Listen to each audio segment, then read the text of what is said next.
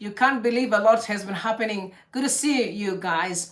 And it's a beautiful Monday. I must tell you that Mnangagwa caught red-handed in Mozambique elections. It has been a lot of conversations there. Also had Matema under to, confirming that the election was free and fair. And yet we can see, I think nearly 90% of the country on the streets. So I don't even know where in the hell did Frelimo got 70% for them to actually win the election. But anyway, we'll get more into the details a little bit later on. And by the way, Chiwenga again is trending as we speak. He's trending because now they are saying Pasina Chiwenga. These are the loyalists to Mnangagwa though. They're saying Pasi Chiwenga, good to see you. And I must say that I know it has been a minute. Vision, you are welcome. I want to say that guys, if it's your first time to come across the channel, please do yourself a favor and subscribe and make sure that you ring the bell so that at least every time I'm live, you will be notified. Also want to say shout out to my regulars. Yeah, I can see a number here. I'm around. I'm still here.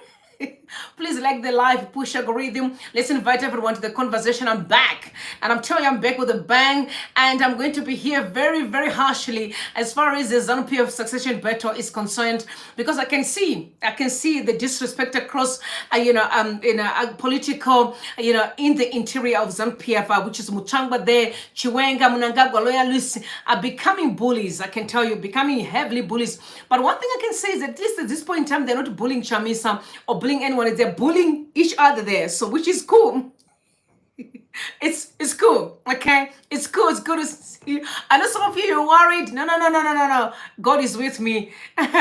Anyone who wants to hate me will hate God first before they actually touch me. So they are chosen. I'm the apple of God's eye, chosen in this era to fulfill His mandate. So chill and relax. God is with me. Yeah. So good to see you. Apparently, I must tell you that I was kickboxing and I hit myself. That's why I was just chilled a bit. So yeah, I'm back. All right. So what is going to happen right now is I want to read a tweet that was sent out by Nelson Chamisa in 2019. This is actually very important because it's an issue of unity that, again, has been trending for the past 5 days, if I'm not mistaken. People think he needs to unite with others. But again, we'll get into the details a bit later on. All right, so let me read out the tweet that was sent out by Chamisa here. Chamisa said, I've never sold out and will never take pieces of silver for deceiving those whom I lead. That's just not my politics. I'd rather be a positionless and honest citizen than be loaded with the false praises and titles upon entrapment by trinkets and trappings of pseudo power. Okay, because Chamisa was being accused by Pezisairoanya. Okay, so first and foremost, before I even talk about the allegations, he said, for the avoidance of doubt, this is Pezisairoanya to Nelson Chamisa. For the avoidance of doubt, Chamisa is not God, okay? He is not beyond scrutiny or criticism. And these are some of the guys that were within the parameters of Citizen Coalition for Change before all the shenanigans that happened last year. He said Chamisa is not a God. And then he went on to say, no need to smuggle God in your feelings and politics. Be frank and tell your comrades live and direct that you don't like certain people. Those who support this, the day you will be told, Mari ata hakude, that's when you will realize that this is treacherous and wrong politics. So again, there's always been allegations or accusations that Chamisa is putting God first. And for that reason, some of the people do not agree with this politics. And I understand, I'll tell you my reason. Why I do understand, because Zimbabwe is a country that is built on again, it's all a myth. It's a myth on academia. Remember, people always say, Mugabe may not have been perfect, but one thing that he did is that he left us with education. That's what people always say.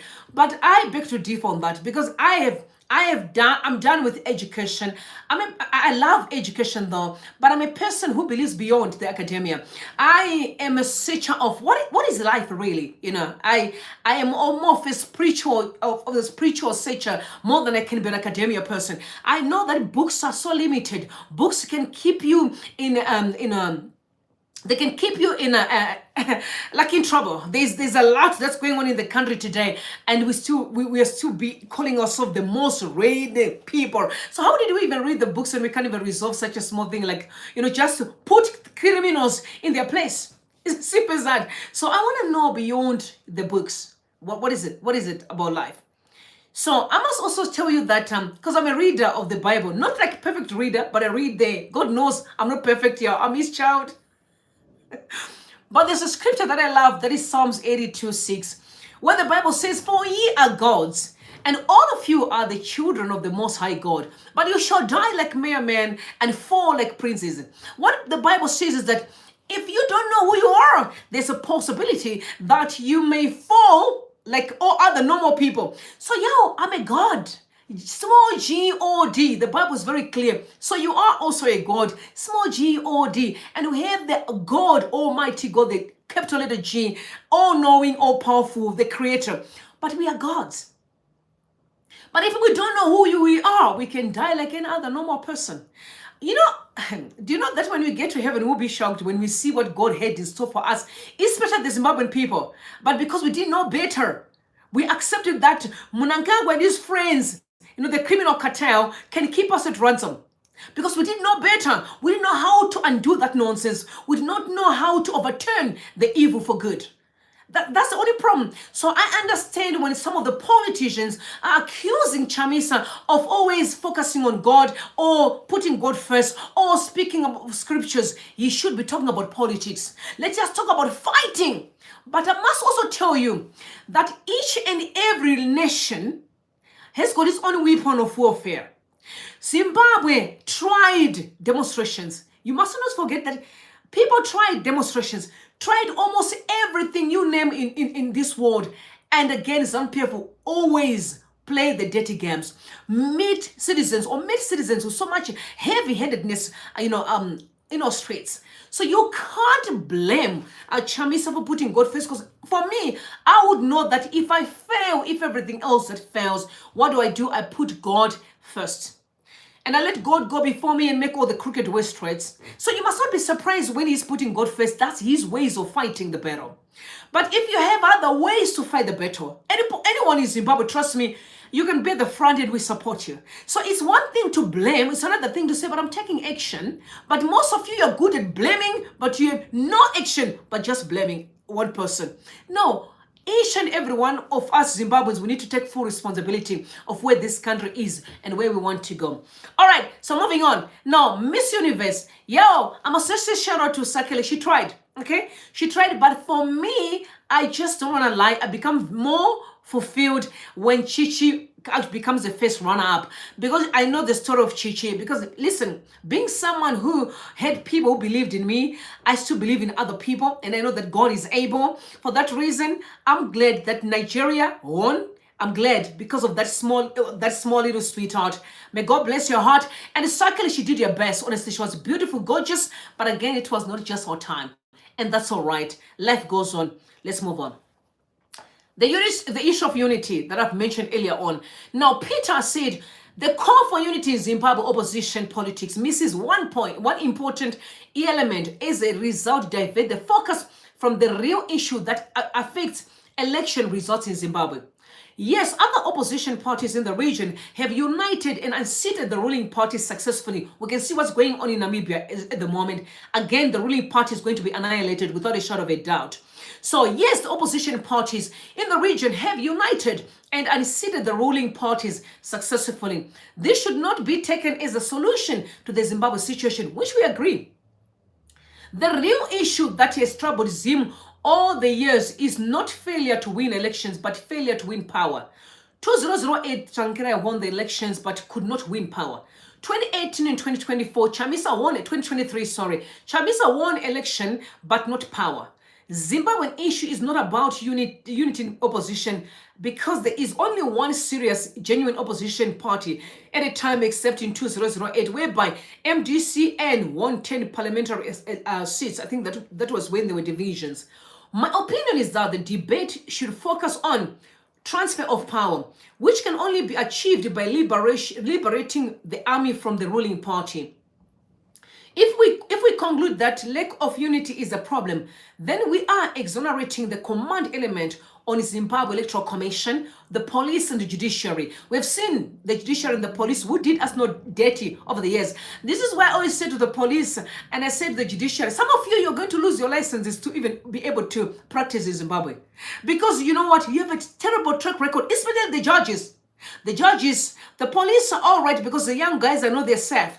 But the big boys, some of them are going to be in trouble. Because remember, before they wear the gear, in the police or the military, they're human beings. So we must never get hoodwinked by positions or a person being in any position in the military, the police. And trust me, I'm saying this all with all due respect. Because we seem to be manipulating positions and hurt each other necessarily. There's no reason. We should never hate each other because you are a judge. No, guys. I have my clients judges here in South Africa. I'm talking about the big boys, the judges. But very humble. You won't even know that they're judges. They do their job respectfully. Earning very good monies.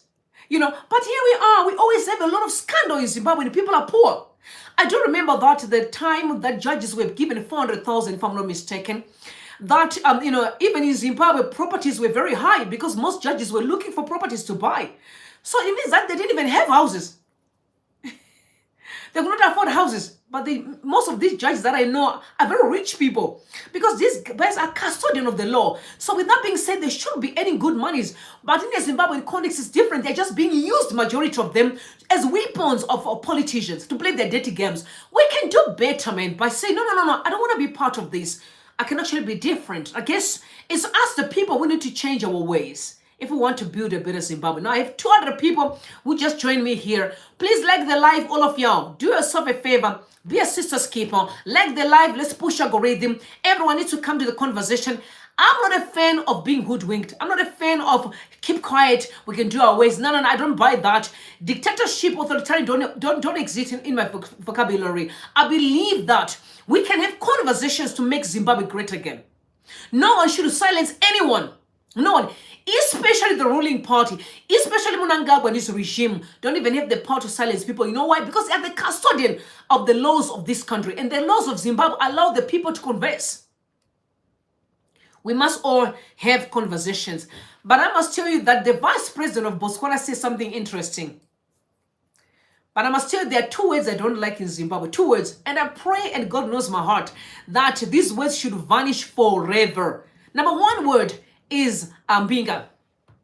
Mbinga. Number 2, chef.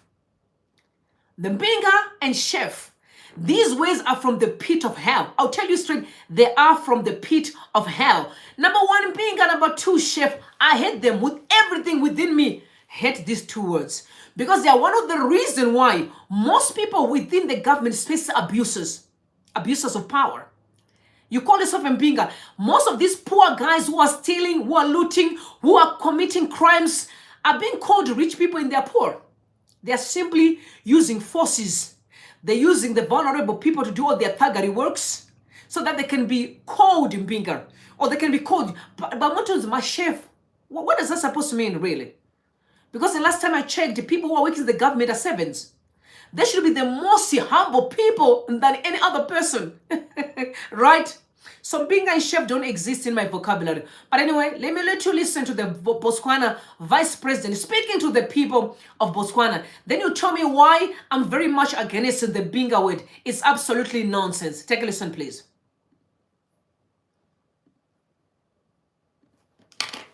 I'm not a fan of those things. So hate me if you want to, but I'm not a fan. All right, take a listen, please. We are not looking for tenderpreneurs. We are looking for true nation builders, true innovators. That is what we are looking. We are not looking for tenderpreneurs. We are looking for true nation builders, true innovators. That is what we are looking for. If you are a tenderpreneur, you watch out in the new Botswana.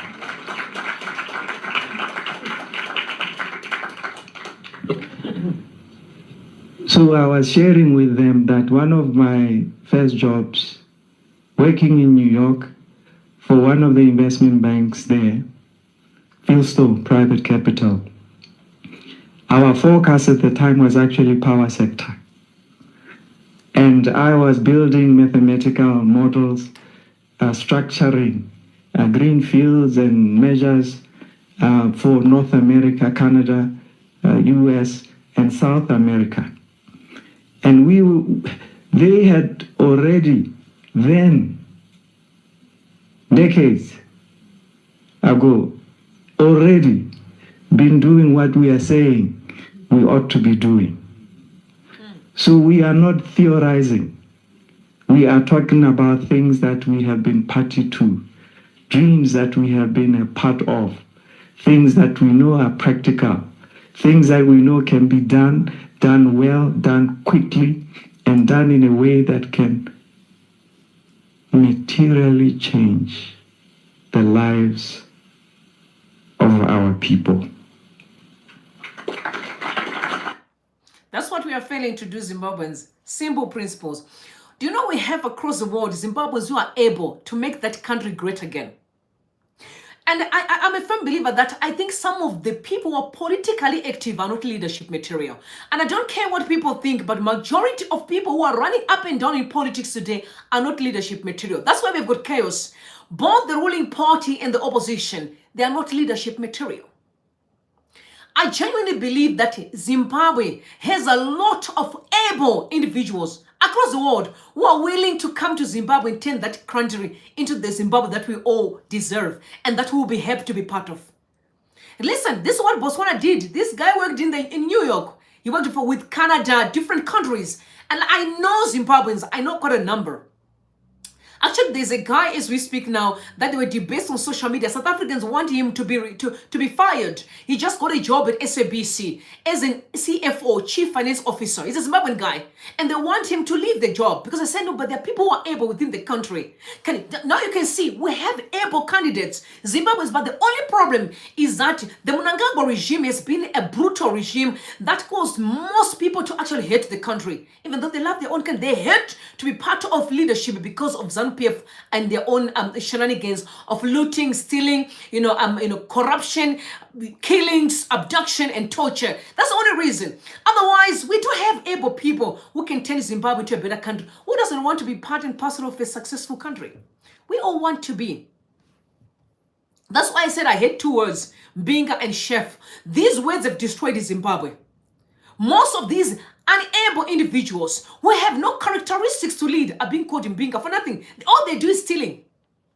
And then we have men who are brutal and evil. We are being called chef for what? Honorable. You have nothing honorable about you, but you want to be called an honorable. We have people who are pegged in parliament today who came via the back door, but they want to be called an honorable. I'm asking myself, honorable? You don't qualify to be called an honorable. You are simply just useless individuals who are turning this country into a toilet. You should be told as it is, you're not honorable by all means or by any means necessary. We need to start calling things as they are if we want to build Zimbabwe to become the breadbasket of the world, not Africa anymore. Now we are going to compete with the world. Because listen, I also sometimes think that God did it intentionally. He chased out of the place to go there so we can learn. When we come back, we do it to the perfection. We know there are so many able guys who are willing to come and change Zimbabwe for the best. And those people should be given an opportunity to do so. Now, Mutsvangwa, he said, African leaders, you have no reason not to do what is right. And that is saving the people who elected you. Just do the right thing. They will give you a second mandate without hesitation. Just do it. Work hard. We have all the minerals on the continent to change Africa. Please, we have what it takes. We do have. But we just have people who are not supposed to be leadership. Honestly, I say this openly. And I don't hate Mnangagwa, he knows. I don't care about what he does in his personal life. But I'm very much concerned about his kind of leadership. I think he failed beyond reasonable doubt. He failed. Mnangagwa is not a leadership material. With all respect, he is not a leadership material. Because if we want to teach our children truth, we must be in a position to speak as it is. Truth to power. He is not leadership material. And I guess I agree with Jonathan Moyo, because Jonathan Moyo made it very clear and said having Mnangagwa in the office for a day is a loss to the people of Zimbabwe. And we can see it. Even as we speak, I'm seeing on social media that even his boys, I can't want to say you must stay until 2035. I'm sitting and I'm like, doing what? Doing what when the country is in a mess? Do you know that Zimbabwe is broke? It's in black and white right now. There's a statement released that Zimbabwe is broke. We have nothing. And now we want to keep the very same man who allows young people to do the worst, who allows abductions, who allows torture, because he allows it. He has the power to say, not in this place. We won't allow it. But he allows it. The rigging of elections, lying to the people of Zimbabwe, promises without no action.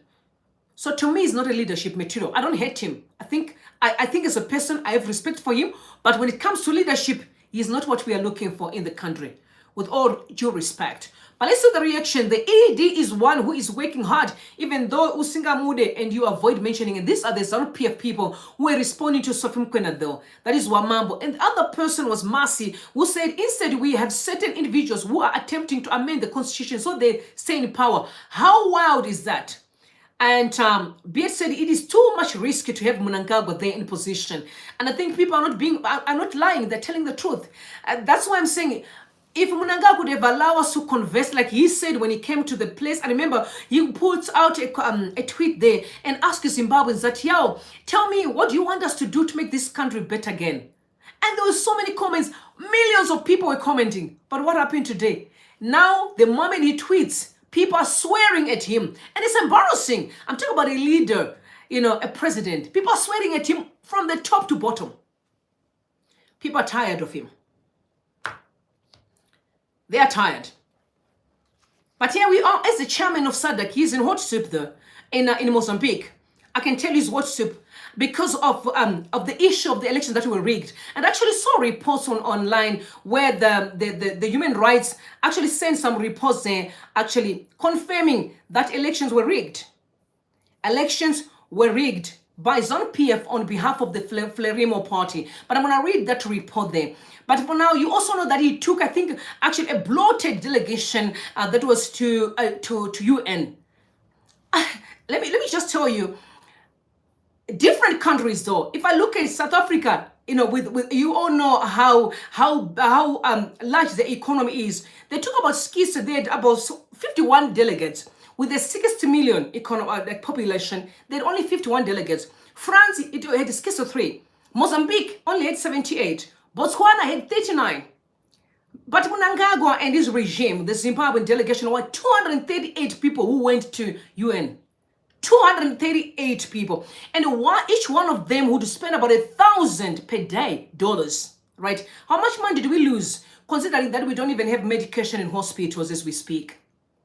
I actually saw, I saw a report out there that even doctors are now lying to people that they're supposed to be having cesarean birth because they want to get money from the people. What kind of nonsense is that? Someone can be able to deliver a child, and you choose to lie to them that no, we need to deliver you via a C-section because you want to make money out of them. How diabolical have we become as a country? I can only imagine. I can only imagine that. A mama who have had kids maybe twice, direct, just having a blessing, and someone will come and say, no, now we need to do a C-section for you. Because you want to make money out of them. And so most of those equipments are being sold by nurses in the hospital. Who does that? But that's Mnangagwa's legacy though. It's his legacy because he's got the power and authority to say, not again, not in this space. We will not allow corruption. But corruption is increasing every day because that's who Mnangagwa's legacy is, corruption. And he's the president of a country, he has the power to stop anything. But now I'm going to read the report that was sent out by the human rights lawyers. As far as Mnangagwa is concerned, he's being blamed for the chaos in Mozambique. So ZANU-PF and Mnangagwa accused of meddling in Mozambique's elections. That is a report sent out by the spy site. So the High Commissioner of the Southern African Human Rights Lawyers has said there is evidence that ZANU-PF and President Emmerson Mnangagwa interfered in Mozambique's recent elections. The National Election Commission declared Frelimo Daniel Chapo the winner as sparking disputes and political unrest. The opposition party, Pomedos, I don't know if I'm pronouncing it properly, led by Venancio Motlane is accusing Frelimo of electoral fraud. Speaking with South Africa state broadcaster, Southern African human rights lawyer, High Commissioner Talent Trusere, fingered President Mnangagwa and ZANU-PF in the chaos ensuing in Mozambique. We have launched an investigation to find out what exactly conspired in Mozambique, which is something that also led us to understand that there has been interference by the Zimbabwean president and the ruling party, which has been sending people to vote from the Zimbabwean side during the Mozambican elections, said Rusere. Over 50 people, including several prominent figures, have been killed in the post-vote unrest. Video circulating online shows Zimbabwean nationals voting in the Mozambican elections, which Rusere believes may have influenced the election outcome. Added Rusere, well, it is not the first time that the Zimbabwean president and ruling party is trying to interfere with the neighboring elections, that this is not a secret. We have some videos where Zimbabweans were given voter IDs to vote for Frelimo and testified in those videos that they had voted for Frelimo. That is the newzimbabwe.com reported. And I must also say that I saw the videos that were actually released by the Mirror. The Mirror reported that Zimbabweans were given IDs to vote on behalf of Frelimo, which to me is pathetic. First and foremost, we also know there's already an issue within the Zimbabwean society, that there's an issue of rigging of election in Zimbabwe. And then you actually, now you want Zimbabweans to rig on behalf of Mozambique. I mean, how much damage can a person cause?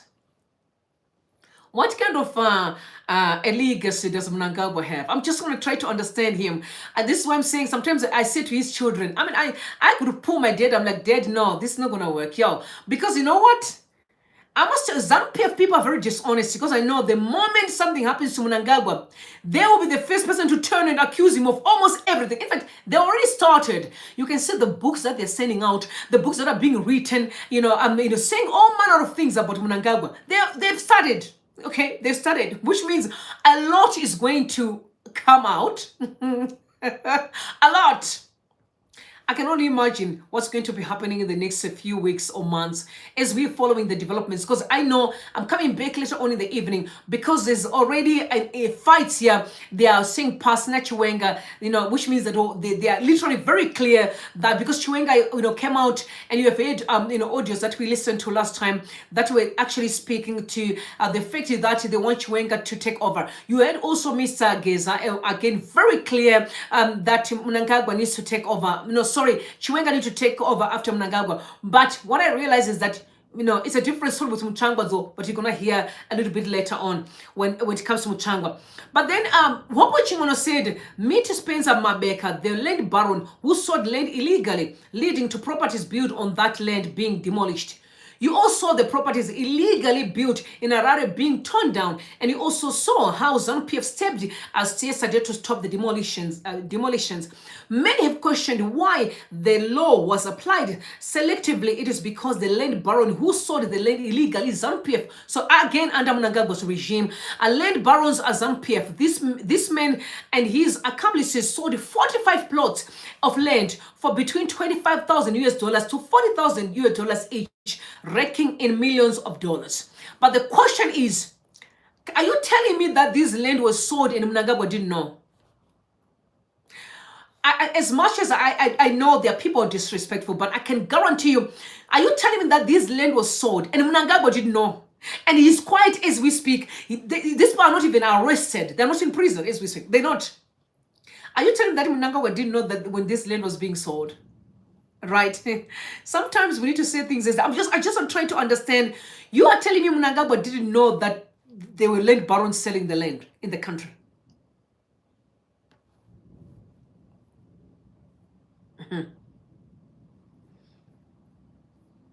It's very sad, because I actually saw reports that they're going to demolish like 5,000 houses. Guys, 5,000 people will be homeless. 5,000 families are going to be homeless. Because I don't think the government is going to place to shelter them. 5,000 homes are going to be demolished. The reports are out there right now from the Standard. I actually saw that. But then moving on. So Mr. Flip-Flopper is in trouble. That is Mutsvangwa. In fact, when Mutsvangwa is going whatever is going through, I don't know. I'm very merciful and gracious sometimes. I'm like my daddy. So my daddy was, my dad has always been an interesting character when we were young, though. But now I'm too grown. But one thing I know is whenever you misbehave, my father would deal with you. He would discipline you. He had his own leather belt. A leather belt. May God bless my father. May God bless my daddy. He had his leather belt, though. If you misbehave, my father would just gonna discipline you. There's no, and you knew, and he would discipline you. That he was not gonna play. That's my father. I was disciplined when I was only 21 years old. Okay, 21 years old. I was disciplined by my father because I think I thought I was mature. 21 years I can do as I please. No, my father could not play games. 21 years old. Okay, I know in 2024 they're like. I know my sons at school, they're like, no, you can't. They said it is illegal to discipline a child. No, I was disciplined at 21 years old in Harare there. So I'll tell you what I know, But then after he disciplines you, my dad will be very much, you'll see him crying, okay? He's a very simple person who actually, and then he starts crying because now he said, oh, but I just beat my child, okay? As much as I'm very gracious, I think I've got his personality in that case. I can be upset, but then I start crying, okay? I failed to actually extend the same grace to Mutsvangwa. I failed to do so because Mutsvangwa is on record in many ways being so disrespectful to the Zimbabwean people. But Mr. Flip-Flopper, though, remember about a month ago, he made it very clear that no, Mnangagwa is only have to say for this last term, and you know what, the party will decide what he's going to do. But now, all of a sudden, Mutsvangwa is singing a different song. And I'll tell you why he's singing a different song. Because you realize that he does not have he does not have the chance to actually succeed Mnangagwa. So now he's singing a different song because he knows that the person that is very strong now is Chiwenga. So let's take a listen to Mutsvangwa to what he said, please. Mr. Flip-Flopper, take a listen. You just had an election last year and the president was chosen.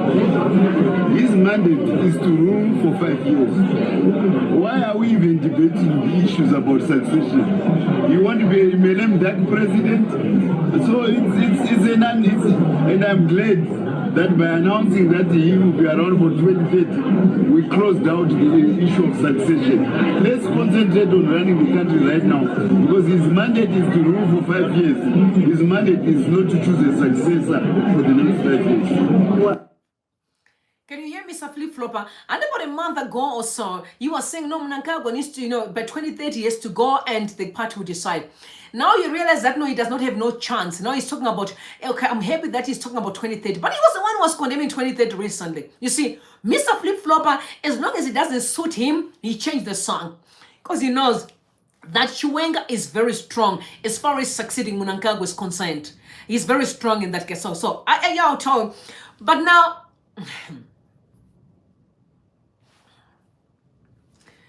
we need to listen to what actually Mr. Geza said as far as the issue of Mutsvangwa is concerned. Mutsvangwa is angry with the wrong person. He's very upset, but he's very upset with the wrong person. He actually thinking that he actually thinks that Mnangagwa, Chiwenga is his problem. Chiwenga is not his problem, but he thinks it is Chiwenga. Because he thought he was more, he always called himself the educated one. Again, we go back to the Zimbabwean song of education. And we think that leadership is all about education. Education is great. But let me just tell you, leadership has nothing to do with more with education than it can be with your character. You need to have a character of leadership, not your education. You can have education and still not be a leader. But you may not even have education and still be a leader. Because you can have someone to write for you. Someone can write and you can still read. In fact, I remember that Dankote, there was a time he was interviewed, the richest billionaire, a Nigerian billionaire. He was interviewed then when he was not speaking English properly. And he said, no, if I want someone to speak on my behalf, I just hire one. It's that simple. But he's a billionaire, right? Most billionaires, actually, they're actually college dropouts. So we need to start having the right conversation. Do you need education to be a leader? Or you actually need character? Because in a Zimbabwean context, people are lacking character, not education. The education is there. If you see the guys that are being used to do all the dirty work for Mnangagwa, most of them can write very good English. They can speak eloquently and write very good English. I can give an example of Chinoma Chakaire. But he's the same person who's singing 2030 as we speak now. But the guy is a very good writer. Very good writer. He writes better than I. But he does not even know that whatever he's doing is wrong.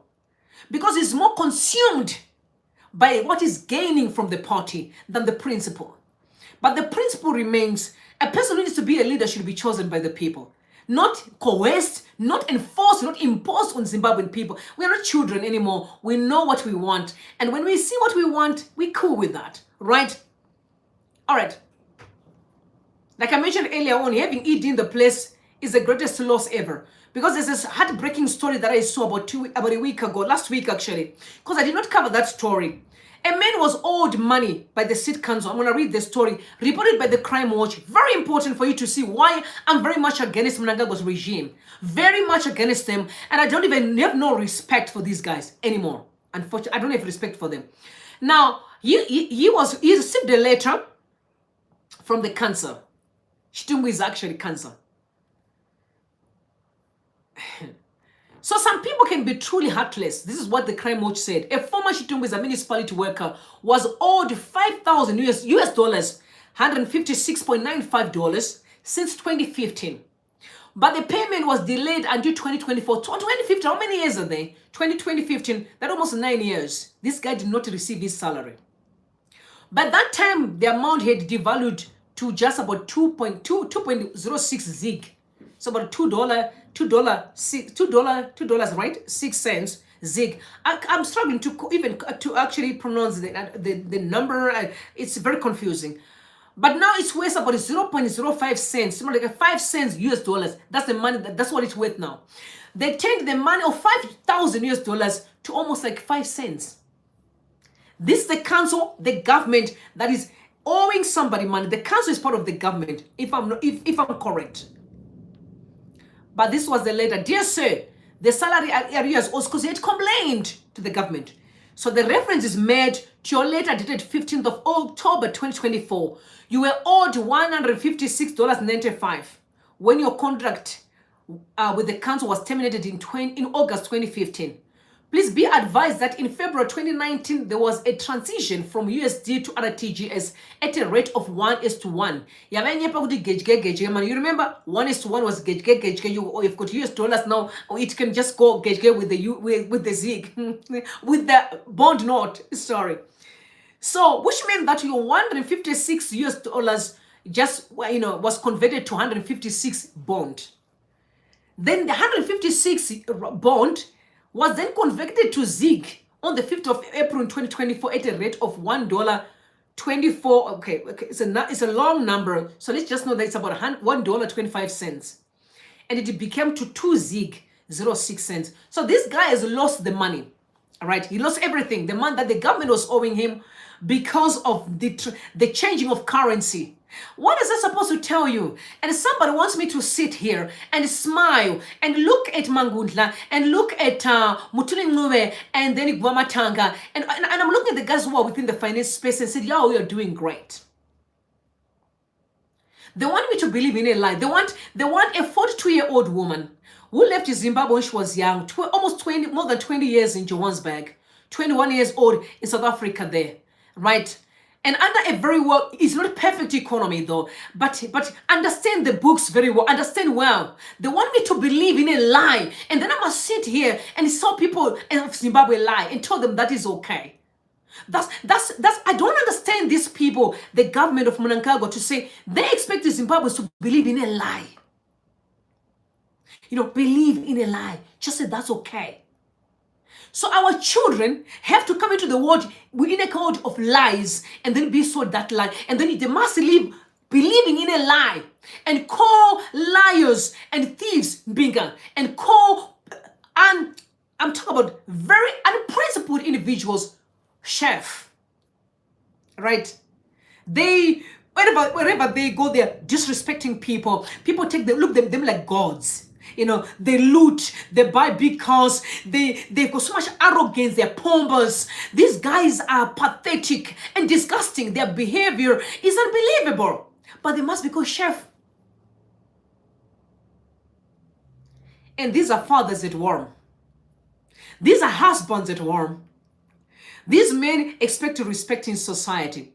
It is said though, but not from me. They can get respect from those that want to waste their life, but they will never get it from me, because I'm not going to respect men like that. I expect men to stand firm, protecting society by treating children, understanding that they have the responsibility of building a very strong society because they're leaders.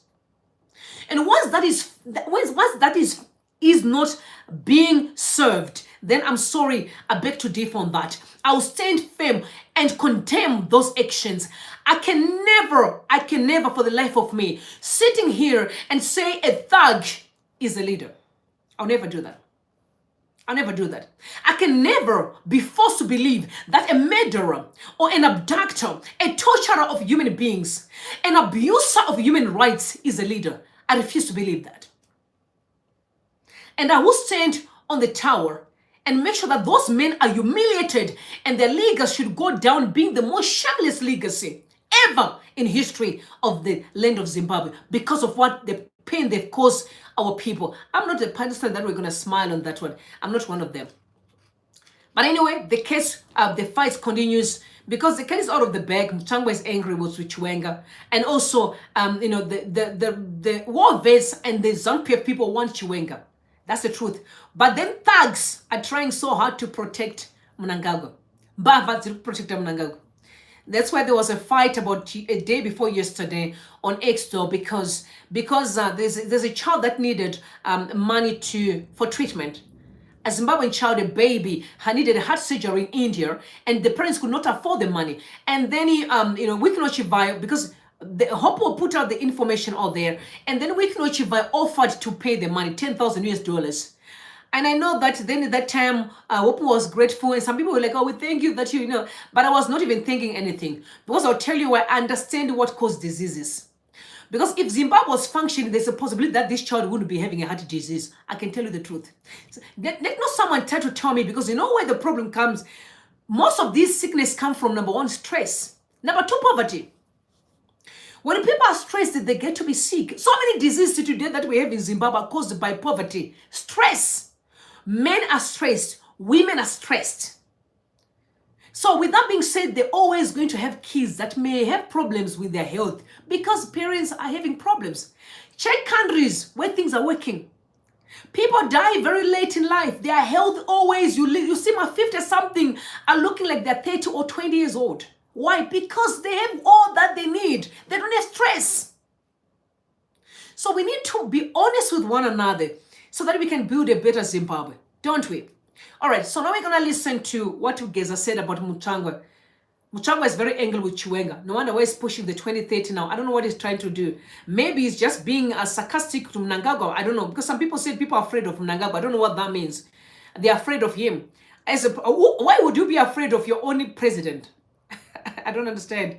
But anyway, take a listen, please. Mutsvangwa, these two war veterans, gentlemen, were at the forefront of the Restore Legacy. They were arrested. Mutsvangwa was fired from his post. Victor Madanda was arrested. And just briefly, he was appointed Deputy Minister in the War Veterans Ministry. Now he's in obscurity in Mozambique as an ambassador, serving under Minister of Foreign Affairs. Now Amon Muria. Let's talk about those. Yeah. Ikanduta nyaya matsotsi. Ndakataura paya. Painterview yangu yekutanga.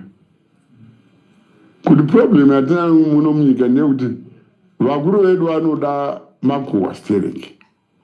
Eni matsotsi akavaridha kuti ukaenda neguwa iri unoriwada, ukaenda neguwa iri unoriwada, and vanoriesa matsotsi aya. They have a network,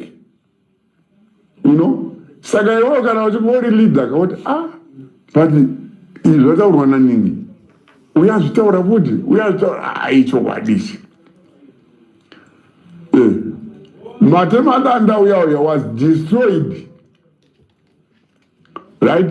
Even when we are somewhere close to the president, right? Vatakati nawo isusu Operation Restore Legacy.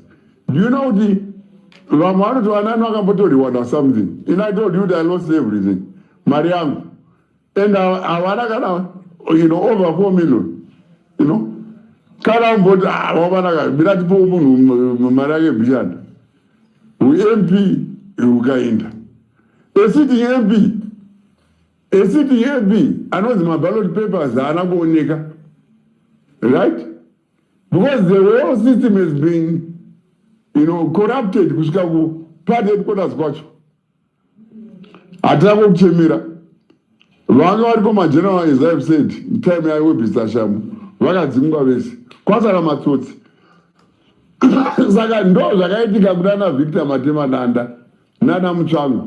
Mutsvangwa anenge achichema aiti Chiwenga. Indi kuti iwewe ungori special advisor to the president. Wodzimwa mosuma president nomwe munhu. President asingazvizivi. Why? It's because when you are going to deliver president. Because abisina discipline munyika. Ndautara ngati president wakapa my orders. Zvinhu zvavingirai. Hapana chiri kuitika. President wakapa my orders about Kagonye. My president vakatopindura nyaya iyoyo. Right? Yakagonye. Nothing is happening. These 2030s are doing what they want. Right? They are doing what they want because a lot of what is very close to the president and very ones are with leadership. Yes, with Musoro. Ingaita nyika hiyo. Sawana Matema Nana Mutsvangwa. It's unfortunate. Nesuo wacho, the role which we played, we've been sidelined. We've been sidelined. Told who that I just would. Even our Wagus Wabaduzi.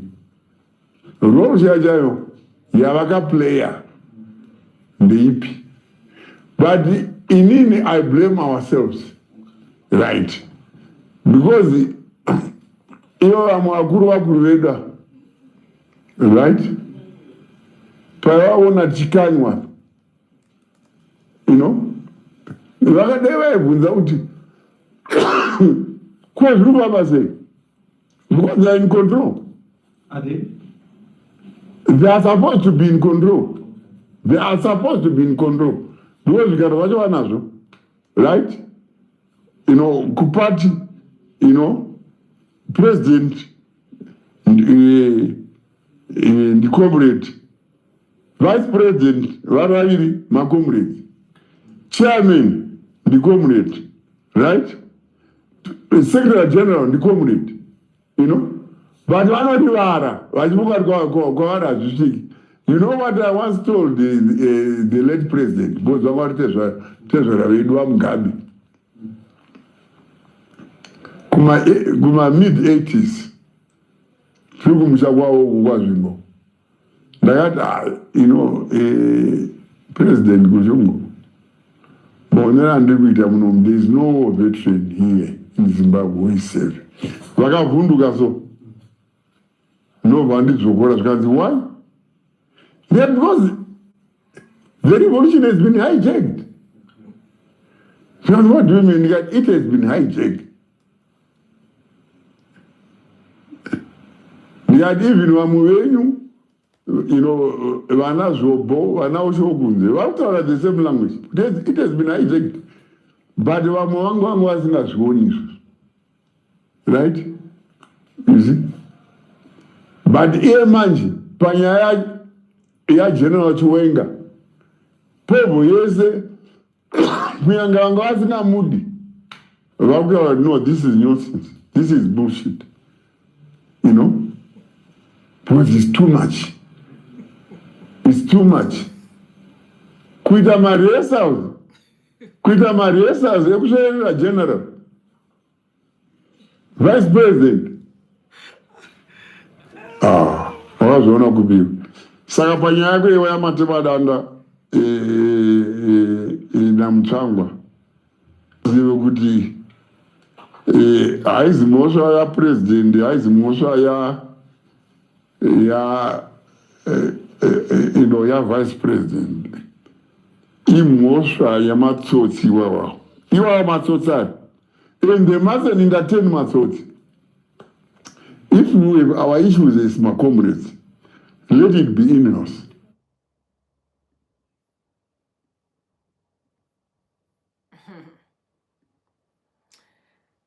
All right, guys. You know, ZANU-PF is a problem. Zimbabwe will never be okay with ZANU-PF. The only way to resolve issues in Zimbabwe is to remove ZANU-PF completely for good.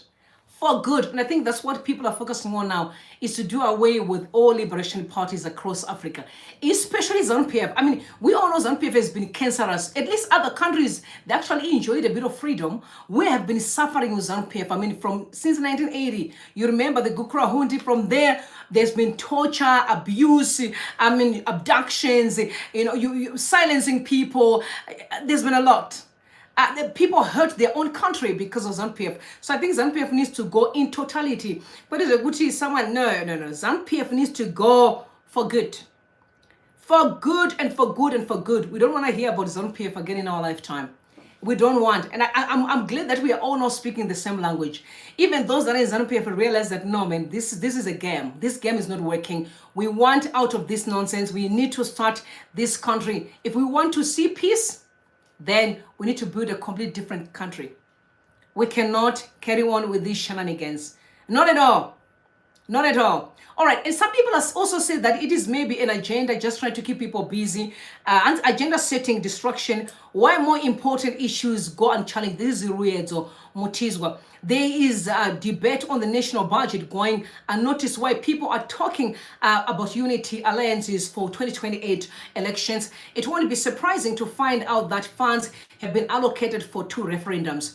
And I must also say this, I was thinking about it about 2 days ago, that as much as we are all discussing this, there's a move across the country that I'm seeing, different rallies that ZANU-PF is busy addressing. It means that Mnangagwa was desperate for the referendum. He's trying to push, like, people love him, because they can come tomorrow and say, no, but we have changed the constitution, and then we also win the referendum. But it's not gonna be an easy thing for Mnangagwa, though. I know it's not gonna be easy, but I'm sure he's too desperate to actually be able to get that momentum, because there's a lot at stake here. There's a lot to lose. A lot to lose. There's a lot to lose. Yo, people are going to be jailed. And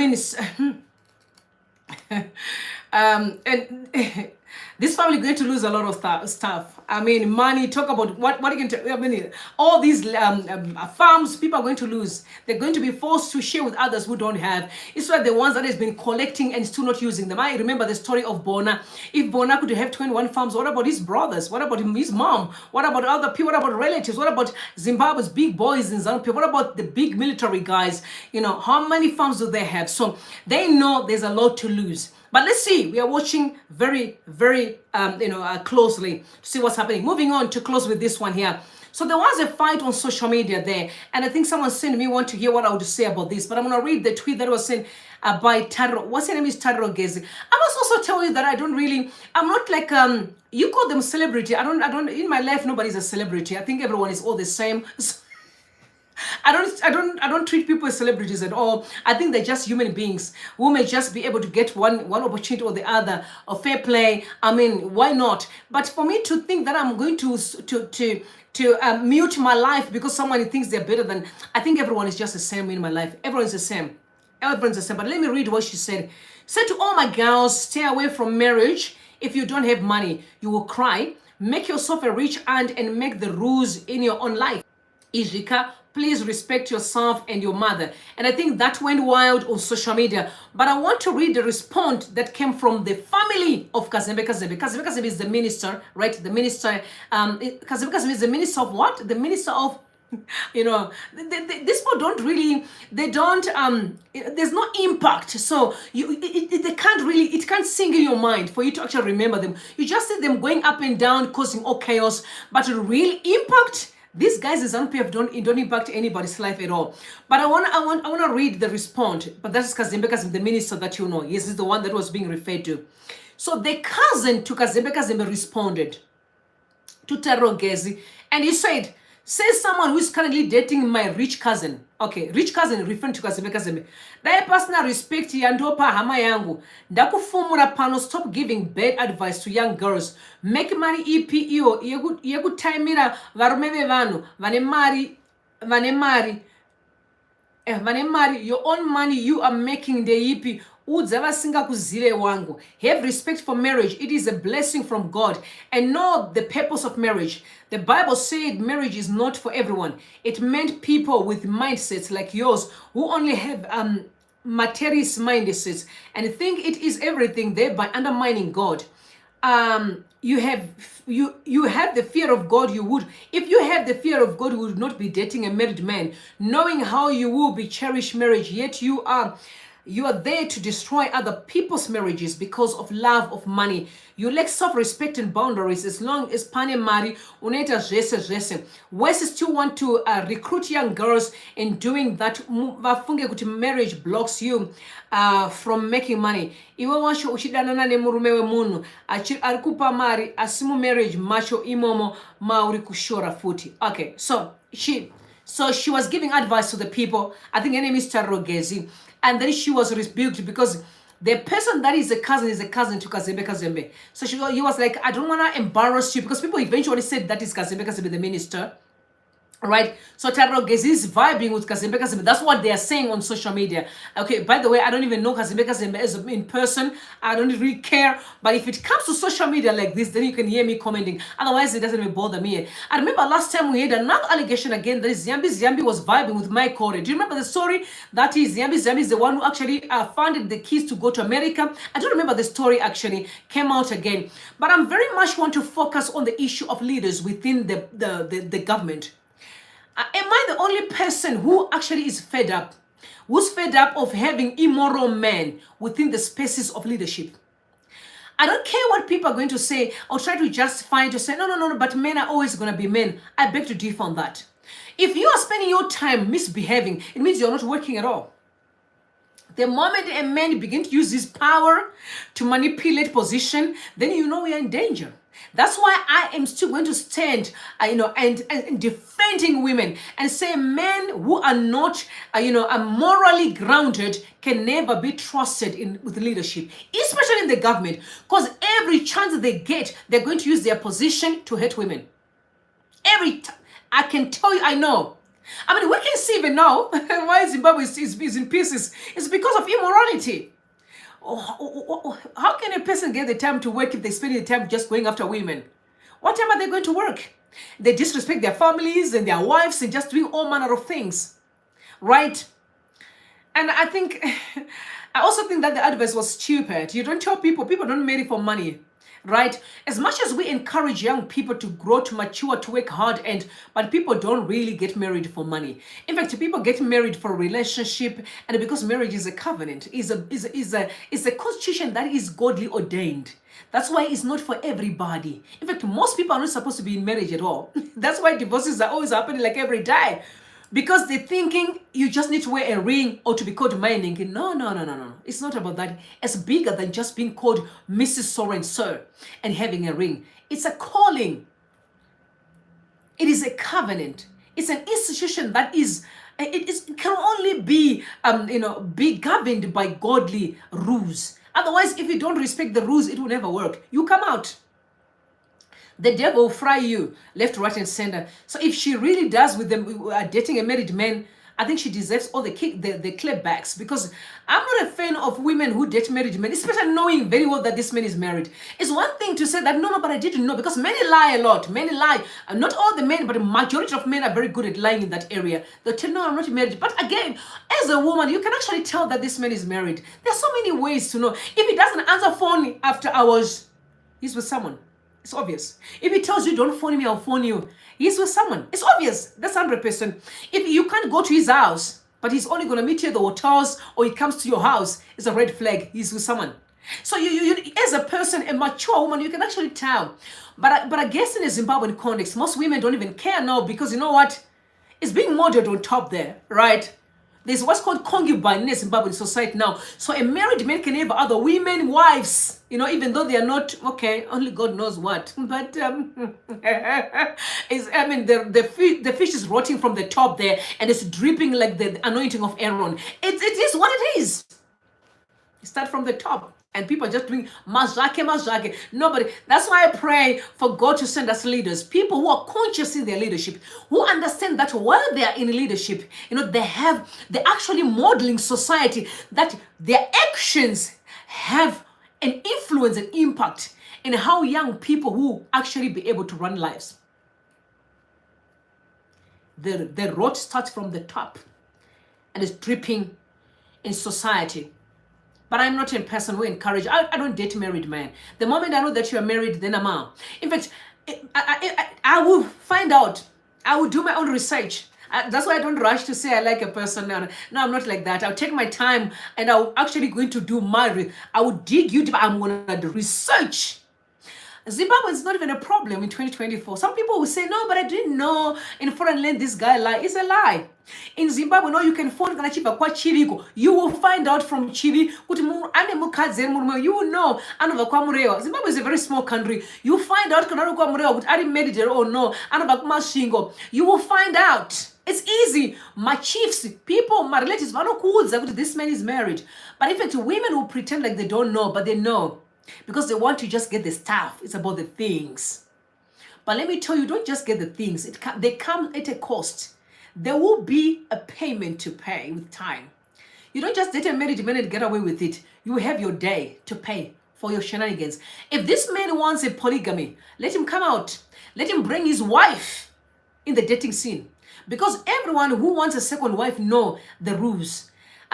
Ask those that are in a polygamous relationship or marriage, they'll tell you that their wife will be there sitting and say, okay, this is the woman that I want to bring and be part of this family. And the woman know that you're actually dating the husband. Because it's a tradition. Our tradition allows, if you want a polygamous, why not?